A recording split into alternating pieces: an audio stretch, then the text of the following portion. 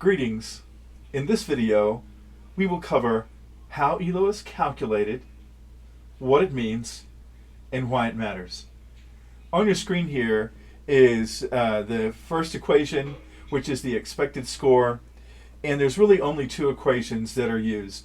We have the 1 over this number here, 1 plus 10, and then an exponent, and then your new score is r prime, based on your starting score before you played the game, plus this calculation here to see how much gets added to your new your old score, or subtracted from your score, depending on whether you win or lose. So what we have is the 1 over 1 plus 10 to this exponent, and we'll just look at it as your opponent was 1800 and you were 2000. So when we stick in the 1800 and minus 2000, and then divide that by 4, and then make that the exponent and put it through the calculation here in beautiful Desmos, we get 0.76. And so that, now then, to do the ratings change, we have the K factor, which is 32. I don't know where the 32 comes from, but the K factor is 32 times 1 minus the expected score. So if you win, you get a 1. If you lose, it's a 0.5. If you tie, it's a 0.5. And if you lose, it's a 0.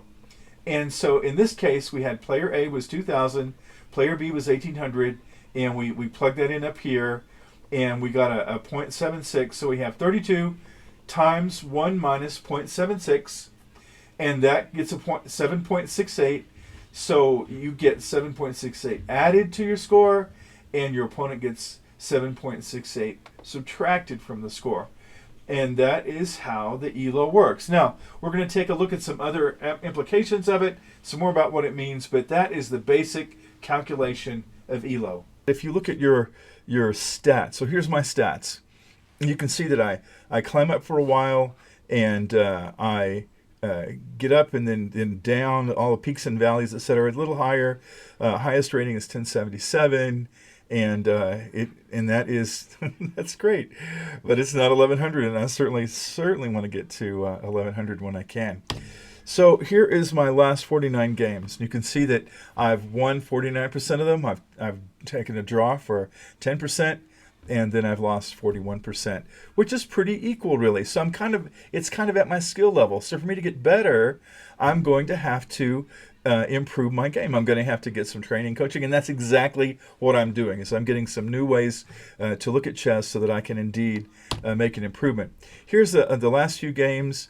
And actually, this is a couple of days ago, and I've actually won like the last 5 games, which is cool. I'm trying some new tactics, new ideas, new ways of looking at the game, and I'm really trying to have a lot more fun playing chess. And I think really that's what it's all about, is having fun. Well, when you play chess online, you play just a few games and you get an ELO rating. You get a number that is indicative of your skill level, and that's the whole point. Now, what I have shown up here is the rating chart that is expected for across the board players, instead of online players that are players that play across the board, go to tournaments, and they're that's how they play. Well, the ratings are very high for that group of players, and it's a much smaller group of players. I don't really know what the difference is between online players and on the board players, but like for me, I don't think there's a place I can play chess. I live kind of in the middle of nowhere. However, look at this. The 1500 right there is considered the average, and strong intermediate is up to 1600, and so on, and that 1800 is considered a strong advanced player, whereas like 11 look at this, dabbler, 1300 to 1400 is dabbler. Well, that's pretty advanced as far as I'm concerned. And then novice 12, and then so that's kind of depressing when you look at that. But that's for across the board players. If you're going to become a a grandmaster, or etc., or some kind of get a FIDE rating, great, do that. And that's kind of what you're going to be, that's what you're going to see for the ratings. But most of us are playing online. I'm playing online. And this is the chart for online. So this is taken from chess.com, and you can't see it very well. But on this side are all the ratings. and then the number of people that have that particular rating. So I can't really see the number either. But like 1100 is so many numbers. You can see that it goes way down.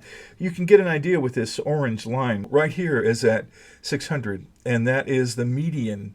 So as many people play chess below 600 as play above 600. So that is the median number.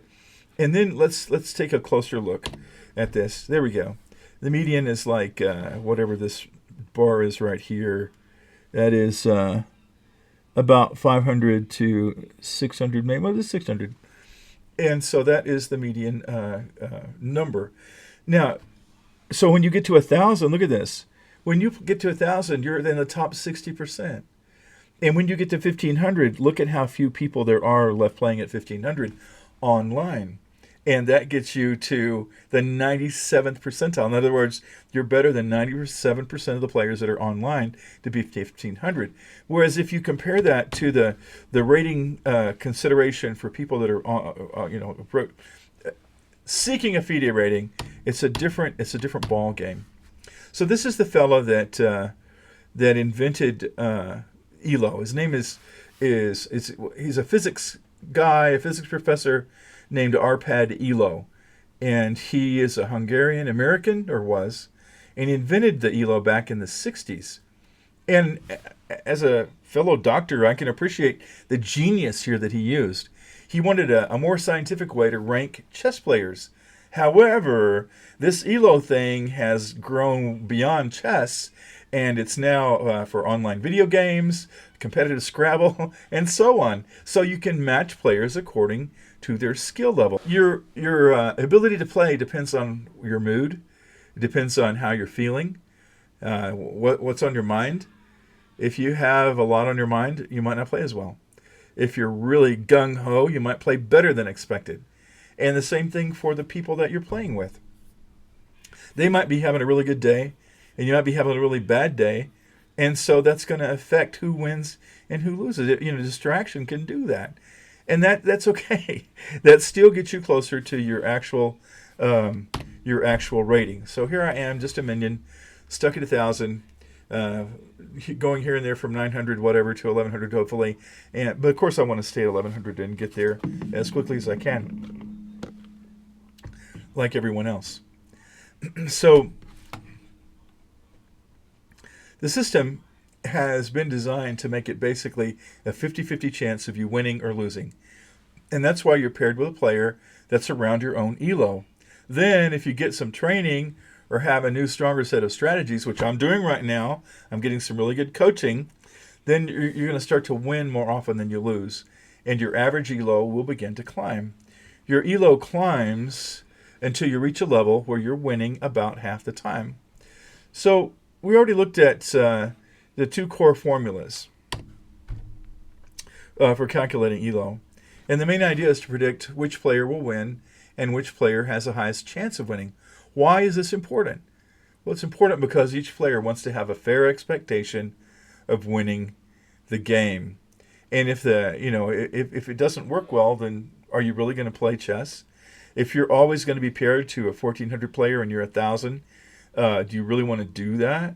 So if the ratings are too different, then the probabilities of winning can be calculated. And so 400 points higher means that that person has a 9 out of 10 chance of winning. You, as the 1,000 player, if they're the 1,400, you only have a 1 in 10 chance of winning. And that's the whole statistics. How long are you going to play chess if all you do is get to play chess with people that are 400 points higher than you? You won't play very long. So I've been married a long time, almost 50 years, and really excited about that. But when we first got married, my bride would play chess with me. And I made sure that she won at least half the games because I knew from experience if I played with somebody and I won all the games that they wouldn't want to play chess with me anymore. Even if I won like 2 in a row, they're not going to do that. Well, one day I left a piece hanging and she took it. And then she studied my face. And instead of being depressed, I must have had a smile on my face. And she began to get suspicious. And she said, "Are you playing your best?" Of course, I lied. And she said, I don't believe you. And I said, oh, honey, if I play my absolute best, I'm afraid you'll quit playing chess with me. And she said, I promise. If you do your best, I don't care if you win every game, I'll still play chess with you. So I played my best. And after about 4 more games, she could never bring herself to play chess with me again. So that's why that it's good that we have this ELO thing. The online playing platforms, chess.com and LeeChess.com and FIDE.com. I don't know how many there are. I'm sure there's quite a few. I do most of mine on chess.com and a few on LeeChess.com. But they want people to keep coming back and play. They don't want it to be where you go and play and you lose 5 or 10 games and you say, well, I'm not going back anymore. But they know how to keep us coming back. It's like we win, we lose, we win, we lose, whatever. And it's statistically, we should have about a 50-50 chance. That's what they want to pair us up with somebody, our ELO. And you get 1 point for a win, 0 for a loss, and 0.5 for a draw. So with your expected score, your probability. So look at this. If you win when you're expected to lose, that's a big upset. Like you beat a 1,400 player. Well, the system says, oh my goodness, he's better than we thought. And so the equation bumps your ELO up quite a bit. But the opposite happens as well. If you are expected to win and you lose a lot of ELO. So that's a big thing. So that's why that it's really not a good thing for a strong player to be playing, picking on a weaker player. Because sometimes the weaker player, 1 out of 10 times, whatever, they're going to win. I play a lot of 7-day games and 3-day games. Works well for me. And when I do that, sometimes I get paired with people that are a lot, lower. Like I'm actually 1,200 on my daily games. And so if I get paired with like a 600 or an 800, well, I'm probably going to win, and I do. But I get like 1 point. I went from 1234 to 1235 after a win last week because it's expected that I'm going to win. So you're not going to get many points, if any. I played one person that was 400 ELO, and when I won, I didn't get any points. And so that's just the way it is because it was expected that it would be that way. So the point is we want to be able to play chess, and we want to be able to be happy as we play chess. And that's the whole point. And that's why that you're paired with somebody, your ELO. So realize that ELO is a very fascinating system. It's an incredibly clever statistical model. It's a tool that's always learning, always recalibrating, and always helping you find just the right opponents. And while my rating may still be struggling to stay above 1,000, I know that every game is an opportunity for me to learn. So one of my coaches said something like this: every game you either win or you learn. And really, you pretty much learn no matter whether you lose or you win if you analyze your games or let chess.com analyze your games for you.